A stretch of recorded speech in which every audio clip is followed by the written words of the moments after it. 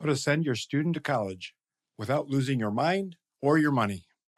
You have kids, they grow up, and before you know it, it's time to plan for college. Where do you start? How much is it going to cost? Will you qualify for financial aid? Should you be looking into scholarships? When will you be able to retire? What about student loans?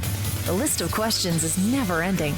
The good news is, all the answers are right here. Welcome to the Taming the High Cost of College podcast. Here is your host, certified financial planner, Brad Baldridge. Hello and welcome to Taming the High Cost of College. I'm your host, Brad Baldridge. Today we have a great interview with Shellee Howard. She is the author of the book, How to Send Your Student to College Without Losing Your Mind or Your Money. And she has some great ideas around helping your students stand out and finding a school that's a good fit, not just academically and socially, but also financially. So let's go ahead and jump into the interview. As always, we're going to have show notes available at tamingthehighcostofcollege.com/150, where all the links that we mentioned will be available. So here we go.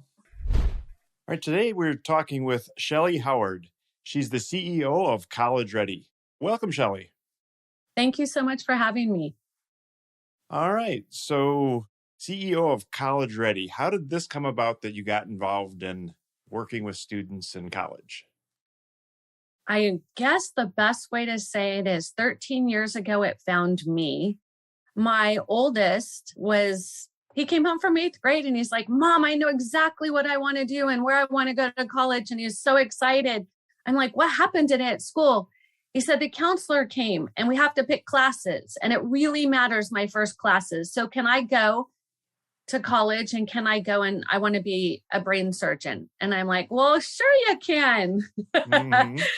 And, it was a mom moment of, oh my goodness, I was the first to go to college on both sides of my family. There's no medicine in my family. We have a lot to accomplish.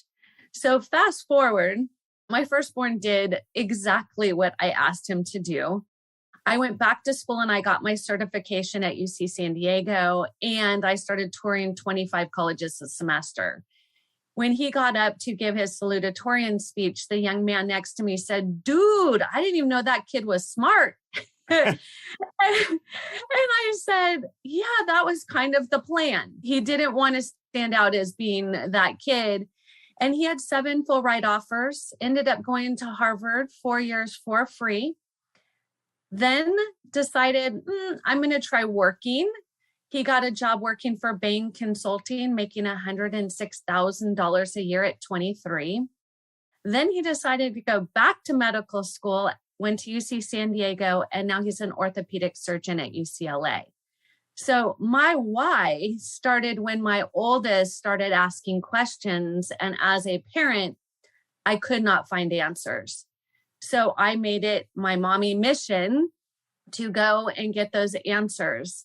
And at the same time, I was a single parent. So even if he got into one of those schools, I was a bit terrified on how I was going to pay for it. So my program touches on the academic fit, social fit, and financial fit, because that's what I had to figure out for myself. Right. Absolutely. All right. So obviously you started figuring this out. So when you say you visited colleges, what does that mean? So going on college tours is the best way to truly get, we call it boots on the ground, right? Where we're seeing it, smelling it, experiencing it. So I literally went to 25 campuses a semester and went on college tours. I wanted to ask the questions myself. I didn't want to read about something on the internet. The internet is a very scary, deep, dark hole once you start going into college planning. So by talking to these colleges directly with admissions people, I realized there's a common theme. And with that theme, I built a strategy. So College Ready has used that strategy for 13 years and helping students not only find the perfect fit college, but to do it without going into debt. Right. Okay. So can you tell us a little bit more about the strategy then?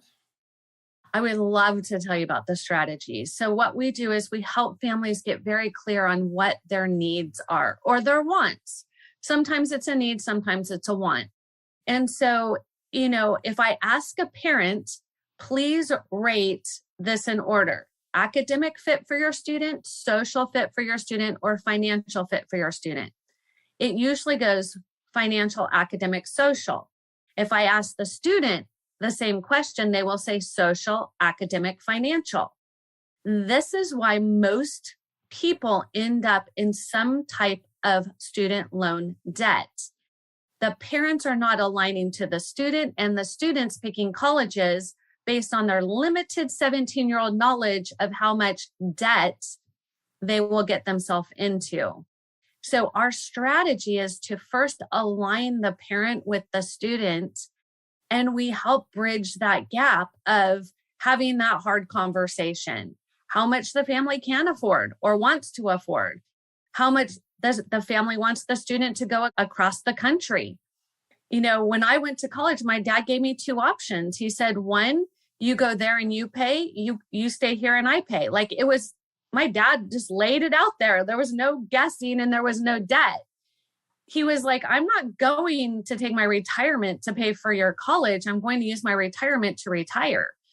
And I learned early on that the choices that we make when we're in our 20s affect us in our 50s and some beyond. So the strategy is first aligning the student and the parents, and then going after the ultimate goal. If it's an academic fit, great. If it's a social fit, which is quite surprising how many parents are okay with that one. They pick a football school or a basketball school or a school on the beach. Like, there's a lot of different social fits. And then how does the financial fit? Because I have multimillionaires in my program and I have need-based, I can't go to college in my program. And the beauty is we can help them all. There is not one perfect student. The only student that would not do well in our program is one who doesn't want to go to college. That's it. Right. Exactly. And yeah, I think as professionals, we both run into that situation where college is the parent's goal. It's not the student's goal. And that's a tough thing to solve. Let's put it that way. Yeah. And that's part of the equation. If we don't do it before they apply, the worst thing you can do is say, oh, let's wait and see where they get in. Now they get in and you see the sticker price and you're like, well, I can't afford that. And now the student's totally deflated. Whereas if you pick the right match university or college before they apply, it's all celebration and it all has a strategy. So it's really planning for their future, not winging it. Right. All right. So as part of this program, then, how do we do this? Right. I mean, it seems like for many families, the college process is very challenging in that they don't really understand what it's going to cost and any of that. And they don't realize that they're going to get the answer at the end. And then if they're shocked at the end. So how do you kind of flip that around then? Yeah, I say it's like reverse engineering it. You wouldn't go and buy a home without being pre-qualified, without knowing I can afford this mortgage, right? Right. You wouldn't go and buy a car without figuring out I can afford this car payment, right? Mm-hmm. But for whatever reason, when it comes to college, people are not doing that strategy, which is something that we've been doing for years and years and years. And so it is working the process. So I do it in two ways. The how-to is what you're asking. I've built this cloud-based portal. And inside the portal is all my intellectual property. It's exactly how a student would work this process. Inside of there, we're working two completely different buckets. We have one bucket with how to make the student the best version of them they can be. Then we have the other bucket of how to get your financial house in order. What many families don't understand is the FAFSA looks at the second semester of the sophomore year and the first semester of the junior year. Well, if you start planning for college at the end of your junior year, you've just financially strapped your family because now you're trying to play catch up versus going in there strategically with your best financial strategy. I work a lot with families on financial negotiations, financial reconsiderations, helping them understand, why would you pay sticker price for college if you wouldn't for a home or even for a car? So a lot of it's mindset, planning, and strategizing. It's not that it's that far off or there's some magical potion. It's just really looking at it, breaking it down, reverse engineering it, and then talking about what does that look like? Because many, many families don't understand there's a ton of great colleges, but yet everybody wants to apply to the same ones. I don't know if that's lack of depth of knowledge or it just is what the Smiths are doing. I haven't figured that out in 13 years, why that happens. But it is true that it does happen. So I have to help them. So for my master's thesis, I took all the labels, the brand names off of the universities, and then I had students pick the university based on the details of the major, of getting out in 4 years, of the financials, of all of that stuff. Then I put the label back on and they were shocked that that was not even on their radar. But yet it was the perfect fit school once I took the label off. So it's educating students that there's more than just the school everybody talks about. Now, don't get me wrong. I mean, this year we've gotten students into Stanford, into Yale, all of the big schools.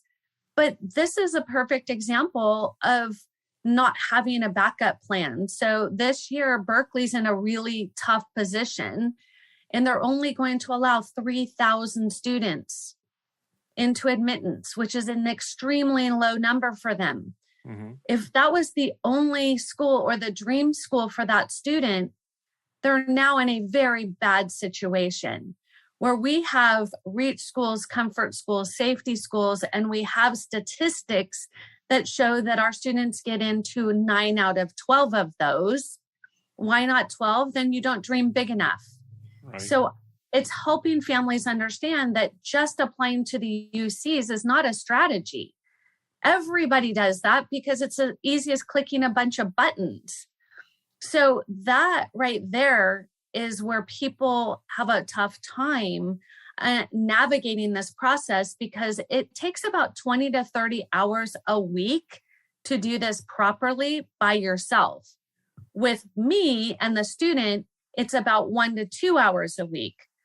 Who wants to do 30 hours a week on top of their full-time career? They would rather go, oh, we'll wait and see where they get in. But the student's not getting help from anywhere else. And that's the tragedy. I was presenting to the National Charity League 2 nights ago, and just out of curiosity, I said, ladies, raise your hand if you've seen your high school counselor in the last year and a half. Not one hand went up, not one. Mm-hmm. So the high school counselors are just struggling with depression and anxiety and kids not wanting to be in school. And these kids are not getting support, and these families are believing that they are. And that's a part of pointing at each other and going, there's no support for them. And they don't know how to do this. The parents don't know how to do this because even if they went to college, it's so incredibly different. Right, for sure. So you mentioned a few things in there where, the whole college process, to do it well is very time consuming. And that's the analogy I use for people is it's kind of like the job that you do for a living. Often people say, well, how hard can it be? You just blah, blah, blah, blah, blah. Yet when you're in the job and you do it, you immediately say, yeah, well, you don't know all the nuances and the problems and it's much more complicated than what you just said, for sure. And obviously it is because it's somebody's job. If it was that simple, they wouldn't hire someone to do it. Right. And I think with college, we've just kind of upped, what the complexity a lot, the price a lot. And now all of a sudden there's a lot more reasons to get it done well. I mean, when you and I went to school so many years ago, it wasn't unusual to run into the kid that was on his 6th year because he changed his major 3 times and was struggling with what he wanted to be when he grew up. And again, it was a little bit of his time and a little bit of money, but it wasn't a big deal to add a couple of years. Now parents hear something like that and they almost have a heart attack. An extra 2 years, I don't even want to think about the 4 I'm on the hook for now. So how do parents, again, deal with figuring out how much is the right amount of effort in any particular area? So, you could spend hours and hours and hours in scholarships. You could spend hours and hours and hours in visiting colleges. You could spend, so how do you figure out a reasonable, to-do list that doesn't drive you insane? Yeah, that's a great question. So I use 2 analogies for that so people can have a clear understanding. The first analogy is you could do your taxes or you hire a professional to do your taxes so you're not bogged down with learning tax code and getting overwhelmed with, oh my gosh, what are real deductions? What are not real deductions? And should I be an S Corp, a C Corp, an LLC? Like that makes my head want to explode. So I hire a CPA to do that for me. Just preparing my receipt for the CPA overwhelms me, right? I don't like to do that work. It's same for college, right? If you want to do it all yourself, you're now walking in the shoes of a professional. And so you need to get clear on how much time you have for this, because if you don't have time, then it's best to be realistic. The other thing I equate it to is this one. If you're a business owner and you're hiring for a job and 2 people come for the interview, one of them has a 0, anything on their resume, and the other one has 3 pages of incredible depth to their resume. Which one are you going to pay more? Obviously, the one that seems like they know what they're doing. That's exactly it. So how much is too much, or what should I be preparing? How much money do you want? What college do you want to go to? It's the same concept as preparing for life. You have depth of experience. You have amazing essays. If you don't have experience, your essays are going to not be very powerful. So helping families understand that this is not just planning for college, it's planning for their future. So all of the students in our program do what's called a Passion with a Purpose project. Not only because do I believe that every student benefits from serving their community, and if they did, our world would be a better place. That's just my philosophy. The reality is why students do it is because they learn, do I like to lead or follow? Do I want to be at a desk, or do I want to be out doing something every day? Do I like the elderly? Do I like babies? When these teenagers are serving other people, they're figuring out their career and their major without an adult saying, so what do you want to be when you grow up? And they're like, I don't know. But when they're doing things versus just feeling stuck, it opens up their world to receiving what are they really good at. So we do things very differently than any other college consulting firm. And that is, we focus on the student and making them the best version they can be while having a enjoyable experience. I always say you could drip the information or you can fire hose it. And high schoolers prefer the dripped information. They don't want to be data dumped. So we do this process. When you ask the how, this is part of how we do it. And this is what helps the student stand out individually. The reality is, right, the student needs to stand out because somebody's going to have a higher GPA. Somebody's going to have a higher test score. Somebody's going to have more community service hours. Somebody's going to have more leadership. Somebody's going to have a better letter of recommendation. Somebody's going to have a better essay. Don't worry about all that. Just be the best version of you. And the hard part is students don't know how to do that. There's no class they've taken. There's no seminar. And so we work with our students one-to-one and help them figure that out. What are their core values? What is important to them? They have been brought up in a world that they're pretty lucky. For the most part, most students have a lot to be grateful for, and they don't think what it takes to provide that. They just grew up in it. It's their norm. But when I talk to them about a return on investment, they're very confused when I ask them, how long do they want to work for free? And I said, they're like, I don't want to work for free. And I'm like, now you understand college loans. Well, that's okay. My parents can take the loan. Okay, so how long do you want your parents to work for free? Well, I don't know. So there's no connection for that teenager, or 95% of them that I've ever talked to. There's not that connection of paying this back. It's like, yes, that sounds great. I would like to do that. The other thing I'm finding out recently is parents don't understand that they have to co-sign, that student cannot get that loan on their own because they don't have collateral. Right. So now the parents are going, well, wait, I'm not going to co-sign. And that's where all of this starts to blow up if they don't plan and strategize it ahead of time, because now they're in a position of adversity versus being the dream team. And that's where a lot of this can be stopped if students just plan and strategize. Right. Absolutely. So if you're talking about passion projects and doing these types of things, when does a typical family need to get started on all this to, again, not be the fire hose situation where, oh, geez, I have a passion project and I've got 3 weeks to get it done because my applications are going out soon? I mean, that doesn't sound like the right strategy. So how does it work from a timing standpoint? So this is the challenge. Some students just don't start thinking about college until later on in high school.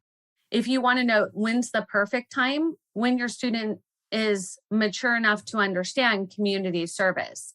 There's a question on the Common App that says, tell me about a time you did something for somebody else that did not benefit yourself. Okay, if we know that's a question that's been there for the last 7 years, would it not be wise to start planning that as soon as possible? So people often ask, when is the best time? The best time is when they promote from 8th grade, because that's when colleges allow them to start counting community service hours.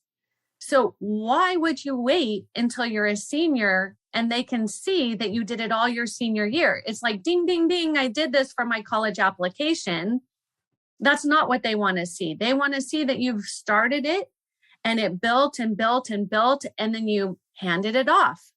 And so our students, they find us whenever, 70% of our students come from referrals. So we're only successful because of our referrals. And what does that mean? We're successful, and that's why people want to refer us. So we tend to get the second child after the parents try the first child and go, that didn't work out so well. I'm now in massive debt and I can't do this again because we seriously can't afford it. And so I'll get the second student, and luckily they have either heard of me or I got their student later and they wish they would have started sooner. But, it's never too late. It really is never too late. If they start early, it's gentle. It's drip, drip, drip. No mistakes. Everything is simple and strategized. I have students who start their freshman year, their sophomore year, their junior year. I have students every single year who come to me begging for help the last 2 weeks before applications are due because they thought they had it. And the reality is they're buried. So it's whenever the family hears this, they're like, I had no idea that this was even available. And that's how it was for me. 13 years ago, I wasn't a parent. I've had I have 4 kids. First one, medical school, second one, nursing school. Both of them did it debt-free, but I had to be very proactive and strategic about it. So now I tell people, if you start early, great. If you start late, we just have to move faster and hope that they can handle it and they're mature and they can run with it and fix all of the gaps, because that's usually where the problem is. And if people want money from colleges, you can't just do it at the last minute. It's like preparing for an interview and not having a suit to wear. It just doesn't work out in your favor that you are going to be ready for that opportunity. So it comes down to, obviously, the sooner, the better. But the reality is it's never too late. Right. Now, and I'm sure you've heard this in the past, but I hear a lot of parents say things like, well, we can't do anything because little Johnny or little Susie doesn't know what they want to be when they grow up, or they can't pick a college. So we're just waiting till they figure that out, and then we'll get started. I hear that all the time. I would say 75% of little Johnnies and little Susies don't have a clue. And why would they? I mean, how would they? If the parent's not doing the job, their dream job, they don't know what other jobs are out there, right? If they haven't seen somebody doing what they're doing. So what do? We put them in front of that. We help them to find internships and research projects and do community service. Because when they're serving their community, the focus is not on them and their failures or potential not being good at something. Teenagers don't like to fail. That is something that is across the board. They don't want to put themselves out there and fail. But if I could help them understand that without them, these people's lives are going to be way worse. So whatever they can do is a huge blessing. They go into it with, well, I got nothing to lose. Now they're ready to play the game. And everybody wins. The community wins. The student wins. And yes, ultimately, it's a win-win. I have students in my program that the light bulb goes on at some point. It's when they have the opportunity to do it. I have students who didn't know what they wanted to do. We started a passion project. And what they found out is, I love blogging. I want to be a journalist because I can help these people with my words. Or I want to be a certified nursing assistant. I love to help patients bedside. There's a zillion things they can be doing, but students aren't going to be like, yeah, I want to challenge myself in an area I have no clue of what I want to do, and I want my parents to navigate it. That's disaster. Mm-hmm. I don't know about parents out there, but my four, I had to hire them a consultant to just tell them what I wanted them to hear, because they heard wah, wah, wah, wah, clean your room, do your homework, and so on and so forth. So a lot of it's how you present the message. A lot of it's how they receive it.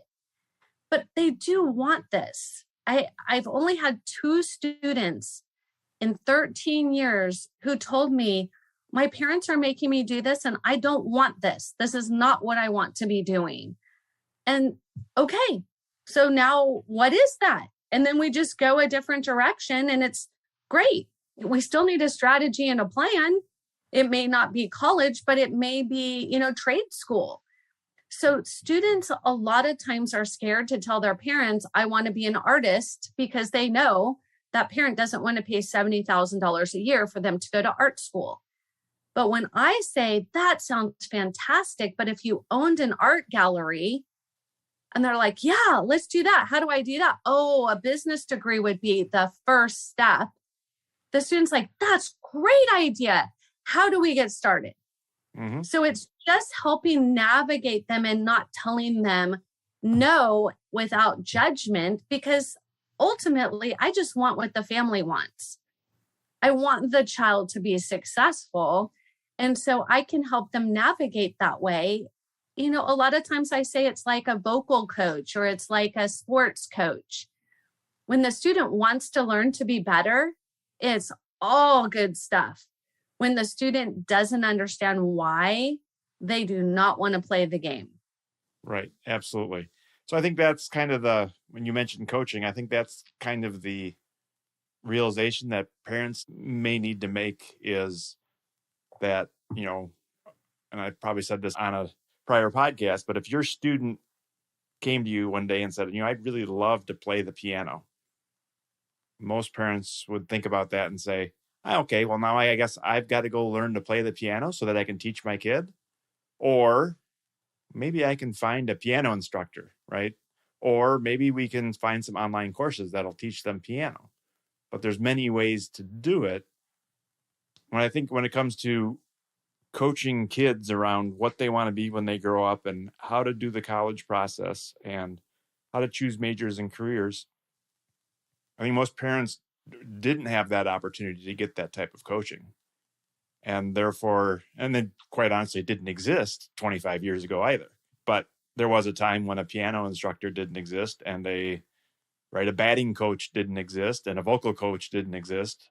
But now they're all available. And I think it's that shift where parents aren't aware of all the different types of help that can be out there. And again, with the goal of let's do this better. Again, the piano instructor, not only do they know how to play the piano, but if they're a good instructor, more importantly, they know how to teach piano, which could be a completely different skill. And, that's where I see, people like you, I work a lot with parents, and the idea of working with students just scares me a little because I don't think I could add value. I don't think I could connect with a student very well. I connect really well with parents, but I have had those meetings with the 17-year-old who's kind of deer in the headlights, kind of like mom made me come. And it's not a very good feeling. So I'm glad you guys are out there that can help with all this. And of course, the stakes are higher now with college being more expensive and everything else as well. So if people want to learn more about what you do and how you can help them, how can they reach you or find you? So the easiest place to find me or College Ready is on our website, and that's www.collegereadyplan. So it's plan.com. And I intentionally put that in there because that's really what we're doing is we're planning and strategizing. I'm all over social media, and my website has all of the links to me. If your listeners would like a free copy of my best-selling book, How to Send Your Student to College Without Losing Their Mind or Their Money, I am happy to gift that to them by going to book.collegereadyplan.com. And that way they can have at least the rules to the game, right? They may not understand how to play the new game, but I share, these are the rules. These are the things you must understand to navigate this process. Then they can decide, do they want to be the college coach? Do they want to be the financial coach? Do they want to be the social coach? Do they want to wear those hats? But the book is free to them so they can, or they can go to Amazon and buy it, whatever they choose. But it's my gift to your listeners because my mission is for 1 million people to understand how to go to college, get into their dream college and graduate debt free. It is not easy, but it is possible. And that is what I'm on a mission to prove. Last year in 2021, our students earned over $10.7 million in scholarships. That was 61 students. Not the stock market could give you that return on your investment. Right. So helping families understand that, yes, this is an investment, but it's bigger than hockey lessons or club soccer. This is a lifetime of strategy and launching them. So I would love the opportunity to offer your listeners that book to get them at least the rules of the game. Right. And we'll put all the links you just mentioned in the show notes. So if you're driving or whatever, you can always go to our website and grab the links as well. All right, Shellee. Well, I really appreciate all the great information. It was a good chat with you, and we'll stay in touch. Thank you so much for having me. All right, that's our great interview with Shellee. Hopefully you've learned a ton. As always, we appreciate any sort of reviews that you can give us in iTunes or wherever it is you're getting your podcast. That's all we have for this week. We'll talk to you next week. Thank you for listening to the Taming the High Cost of College podcast. Now it's time for you to take action. Head to tamingthehighcostofcollege.com for show notes, bonus content, and to leave feedback for Brad. The next step on your college journey starts now. Brad Baldridge is a registered representative of Cambridge Investment Research. and an investment advisor representative of Cambridge Investment Research Advisors, a registered investment advisor. Securities are offered through Cambridge Investment Research Incorporated, a broker-dealer and member of FINRA and SIPC. Brad owns two companies, Baldridge Wealth Management and Baldridge College Solutions. The Baldridge companies are not affiliated with Cambridge Investment Research.